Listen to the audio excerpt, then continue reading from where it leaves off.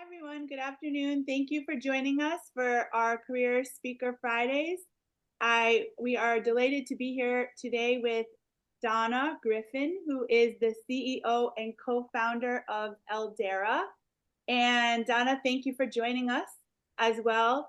I would like to start off by asking you to share a bit of your story with us so that the students can get to know you. Thank you. It's an honor to be here. Thank you so much, Molly. Hi, everyone. Very, very honored to be speaking in front of you. So let me share a little bit about my story. Just like I'm assuming some, maybe many of you have, I grew up raised by my grandparents, and I actually grew up in Transylvania and Romania. That's why I have a little bit of an accent if you pick it up. And I've been very fortunate to be guided by older adults my entire life. That's who I go to for advice on anything from, school to career, to health, to cooking, to dating and friendships. And I built a career in advertising. At the beginning of my career, I ended up becoming a chief marketing officer and partner of an agency in New York. And then I joined a very early stage data startup in New York and was voted 40 under 40 changing the advertising industry. And I thought that was my path until my closest elder mentor to me, who really changed the trajectory of my life, ended up becoming sick. And when I lost her, I wanted to build something that celebrated our relationship, the intergenerational relationship between us, and that made mentors like her and friends like her available to every young person out there, like all of you. So that's the story behind Eldera. Thank you so much, Donna. So my next question for you is, what inspired you to pursue a career in your field? I feel like you touched a little bit on that in the previous response, but if you have anything else you would like to add. Yes, thank you. So coming from advertising, I had to completely change fields when I started building Eldera. And what really inspired me is that there's tremendous research about the benefits of intergenerational connections on both young and old. So for young people, when you have a friend who is a non-parental trusted adult, there's Harvard research that shows that you build resilience in life. And I'm a direct example of that. And there's so much research that when you have a mentor early on in life, it leads to really exponential success later in life. So it's good for young people. And then I realized that it's also incredibly good for older adults because engaging in intergenerational connections and talking to you young people keeps them healthier and happier longer.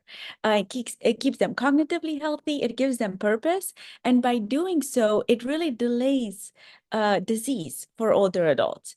So there's very few things in the world where both parties benefit so tremendously from one connection. And in fact, this past year, the US Surgeon General put out the National Strategy to Advance Healthy Social Connection, and we fall right under that category. So we're very excited to build something that is fantastic for everyone all around, and it's super inspiring.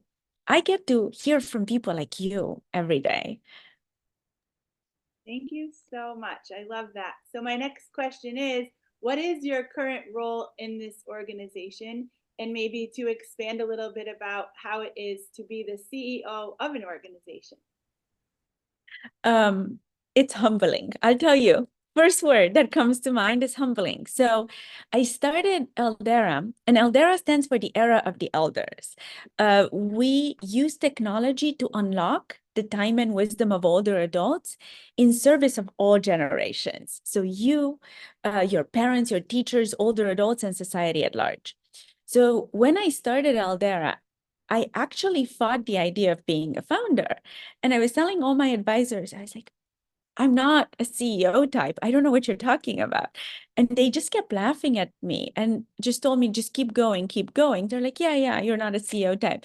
Well, now 4 years into building Eldera, I've realized that being a CEO is not some glamorous thing at all.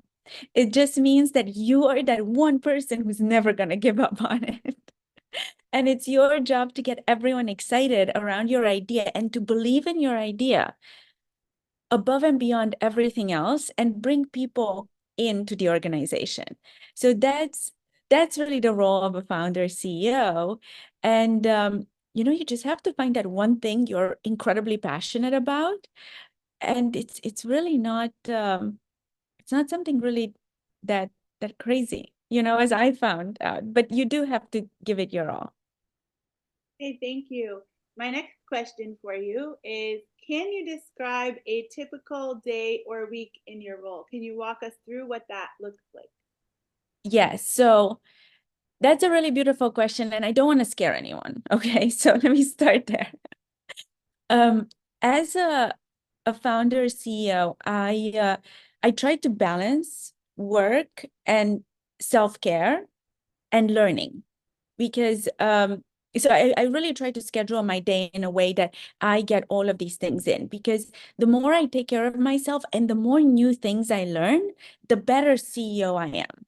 So I start my day, um, I wake up, I meditate. Well, no, first I feed the cat, because if you don't feed the cat, nothing else happens. Okay. So first I feed the cat, then I meditate, and then I go on a walk first thing in the morning to get sunlight in my eyes. And I listen to podcasts that have to do with anywhere from, I start with NPR, so I see what's happening in the world. And then I go to very specific tech podcasts because Eldera is a tech company. So I get in sunlight, exercise, and learning first thing in the morning. And then I start working with my team. My team is distributed all over the country. Everyone is in the US so far. I start working with my team. I have the incredible opportunity to talk to our community. So both our young people and our older adults every day, and to represent Eldera to other organizations, because now we're partnering at scale with larger organizations. And then I'll tell you something. At the end of the day, and I will stop around, I would say 5, I try to maybe either do more exercise and or always involve some socializing.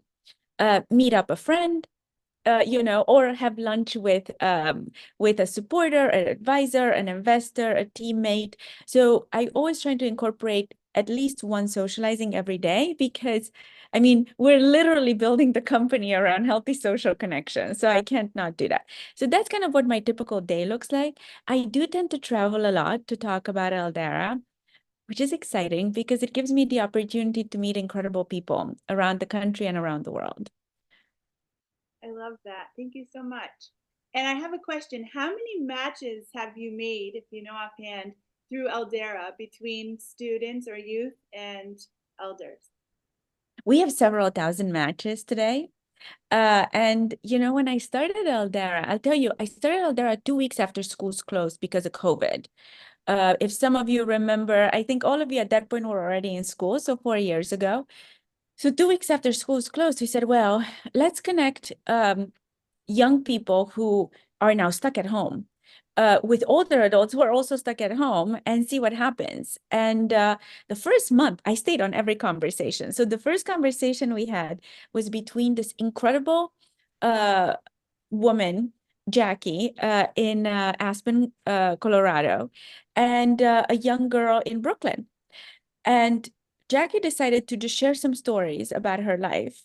And the young girl said, well, now I want to tell you my story. And then they decided to talk again at the same time next week. And, they still talk to this day, 4 years in. We did not expect that.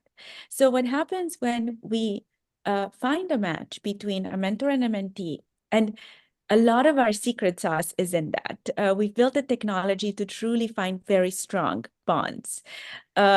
In fact, we have an incredible group of students in your school board that are part of Eldera, under the leadership of Ms. Diallo here. So when we connect to people and they talk once, 94% of the time, they go on to talking weekly. 72% of them still talk weekly a year later. And for 13-plus-year-olds, which I'm assuming many of you are in that range, our mentees talk to their mentors an average of 90 minutes a week. So it's kind of like, yeah, there's this bond of it, kind of like a friend, a mentor, like it's your person who shows up for you every week and is excited to hear about your life and doesn't really push you on grades or anything like that. It's just a true human to human connection. Okay, that's awesome. Thank you so much. So my next question is, what are the most rewarding and or challenging aspects of your job? Wow. So I would say the most rewarding, bar none, is that I hear from our members every day. I get emails from our members, from the mentors. They say that Eldera changes their lives, and it's not Eldera. It's the young people they connect with that change their lives. And then we hear from young people. For instance, I just shared yesterday with Molly that one of our first students from the Miami-Dade school group moved to California. And she moved close to Sacramento, and she reached out to me and said, listen, I've been in Eldera for a year. I am so honored to be part of this community. I cried. By the way, when you guys email me, I will probably cry. It's a good tears. And then she said, how can I bring Eldera to this new school I'm in? Because they need it. So because of her, now we created this ambassador program. And you'll see that everything that we build at Eldera is based on the feedback and the emails from mentors, parents, and mentees, because that's how we best serve people, by learning from people. The most challenging part of growing, part of my job is the growth, because um, we have to grow both the mentors and the mentee side at the same rate. So we're constantly coming up with fun new ways to grow. And it's always through word of mouth. We just encourage everyone at Aldera who loves it, um, like the student I just mentioned, to share it with their community. I think those are kind of it. But right now we're looking at how can we make this available to every young person and older adult in America? Because America is this super cool place where there's about the same number of older adults who have time and wisdom and a Zoom connection as there are young people 6 to 17. So if we do this right, every one of you will get your own person that is like truly matched to benefit you really well. So that's what keeps me super excited. Thank you. Next question for you is, are there any specific skills or qualities that are essential for success in this field for you? I've part of my learning journey is that I try to learn a lot about entrepreneurship, and especially social impact entrepreneurship. And let me tell you something. I wasn't the best student in school because I grew up in Romania and I'm very dyslexic. And back then, so I was like a B plus, A minus, type of student. And what I've learned is that almost gave me a superpower in creating and inventing something new. So what I think the most important skill is perseverance. Truly, if you commit to something and you just do it every day, honestly, you don't even have to do it that well. Just don't stop. Over time, you build excellence. And you don't have to be the smartest. You don't have to be the most talented. You don't have to have resources. You just have to keep going. And I think that's the one thing I've learned, that every day you build on a skill or on an idea, you get exponentially better. People think that you're born successful, or you're very, very talented, or you're very, very smart. And actually, there's so many people who are very, very smart and talented. But if you don't apply yourself every day and build the habit, you're not going to be successful. So I say grit and perseverance, number one skill. I was going to say, you mentioned that earlier, and without directly saying the word, right? But I thought about that grit and the importance of having that when you are trying to build this company that you have, right? So Yeah. next question for you is, can you share any memorable experiences that have had a significant impact on you? Well, honestly, one of the experiences that really comes to mind is when about a year ago now, I came down in person. We celebrated the first semester of having Eldera in the Miami-Dade School District. And I came down to do a lunch with our existing young people and mentees in school. And they then brought their friends in because they wanted to show their friends what Aldera was about. And while we sat there and ate amazing Chipotle, and we brought in one of the mentors too, one by one, the students started sharing with us how their Aldera mentor changed their life and changed their perspective and helped them. And I cannot even tell you what that meant to me. To be face to face with the people who my company impacted positively, and then they brought in their friends. Wow.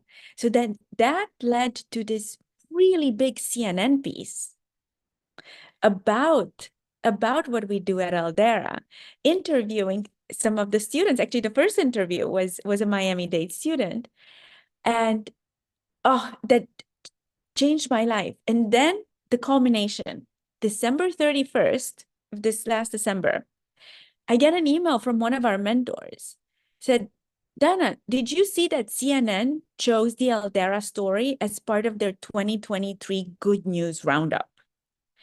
So we became, thanks to you, thanks to the stories that started in that, what was it, that like a library, a book thing, Yes. where we were eating Chipotle together and talking about how we can make Aldera better? Because I don't know, you know better. And from that, we went to making the CNN 2023 Good News Roundup. And for a founder, there's no better accolade. You know, honestly, I don't care about the most innovative company or the highest growth company, but we are a company that uses technology to drive good news around the country. That's what I'm up for. And you mentioned something earlier about social impact. Just in case that students are not familiar with that concept, can you just explain that a little bit more for us, please? Exactly. Thank you. Thank you for asking that. So there are companies that most of the company, yeah, I would say most of the companies build a product or a service for market returns to make money. Okay. And then kind of in the past decade, no more than that, in the past half a century, we started building companies that not only have market returns, but also positively impact the world and positively impact humans. And we actually have a higher responsibility. We have to both build a business that's sustainable and make sure that we drive good in the world every day. And we measure ourselves by the good that we drive. So in building Eldera, we know that every person who joins us and who becomes part of Eldera personally benefits. It's now considered a mental health support for both young and older adults, even though it's not therapy. In fact, the World Health Organization came out last August with this idea of a social prescription, which means that not every health concern or health issue or mental health issue needs a medication. Many health issues need social contact, which we've lost a lot in the past century because of technology and many other things. So we were just identified by an incredible healthcare partner, the Cleveland Clinic, as the first technology that can serve as a social prescription to both young and old. So that is our social impact, that we can build a company that does well and does good at the same time. That's awesome. Thank you so much, Donna. I have another question for you. I realize it's 1:51, so we're reaching our time. But do you have any other passion projects that you would like to share with us?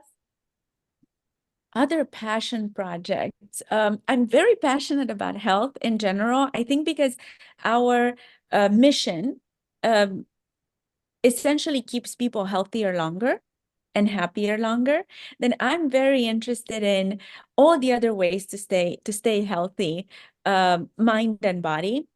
And I would say I invest about an hour a day in my health. And that's a big investment, but I'm 41 now, and I still want to be able to be active and giving back to society when I'm 81 and 91. And in order to do that, I have to invest now. And I would like to encourage every young person to think about, I know this is so weird for young people, but think about where you want to be when you're 80. And then work backwards from there. Think about what your legacy should be and how you want the world around you to look like. And then kind of design a life based on that. I know this is really weird. But one more thing I wanna encourage everyone who's listening today is that if you want to talk to someone who's like super cool and has a little time on their hands and is excited to meet you, but of a completely different generation, different culture on a different part of the country, then please join us. And then I will ask you two more things. When you join us, you sign up to tell me what to do. I mean it. You have to tell me how to do things better. I learn from you. And if you like it, then I would like to encourage you to become an ambassador in your school and build Eldera groups and communities in your school, because I think that's how we all get better. Because every time that you get involved with an older adult, it's not just you who benefits, they also benefit. So you're doing a lot of good. And finally, I'll throw in one more thing. For high school students who join Eldera, Miami-Dade school board is incredibly progressive. And they said that for every high school student that joins Eldera, they can get community service hours. So if you don't have any other way to do your community service, you can do it at home through Zoom by connecting with someone who's potentially on the other side of the country and who's decades older than you. And I think you're gonna both enjoy it. So that's it. Thank you so much. Is there anything else you would like to share with us? And we should mention that this is a free resource for students. It is a There's free not resource. a Thank charge. you. There's not a Exactly. charge for the students if they would like to take advantage of this opportunity. There is no charge for students to do so. Exactly. Thank you. Thank you for saying that. Yeah, it's a free resource. You find us at www.eldera.ai. And if you're under 13, your parents have to sign you up. But tell us as much about your story and your hopes as you want. If you're over 13, then you sign yourself up. And we want to know about your dreams and your superpowers and what you're hoping to accomplish so that we can get you the best person. Oh, and I was going to say, I recall a story of one of the students who used Eldera, and she started, I think, in 11th grade, and she's gotten so attached to her mentor that her mentor is flying down here for her graduation. And this I was really, really powerful for her too, because she lost her parent during COVID. So she was really struggling. And this, she said, has been very therapeutic for her. So I love what you were talking about earlier about having social prescriptions as well. It doesn't always have to involve medication, right? But that this is also a way, and it benefits both parties, the students and the elders who are involved with you. So thank you so much for your time. We really appreciate it, and I hope that this has been beneficial for the students. And we look forward to seeing your continued work. Thank you so much. Thank you for having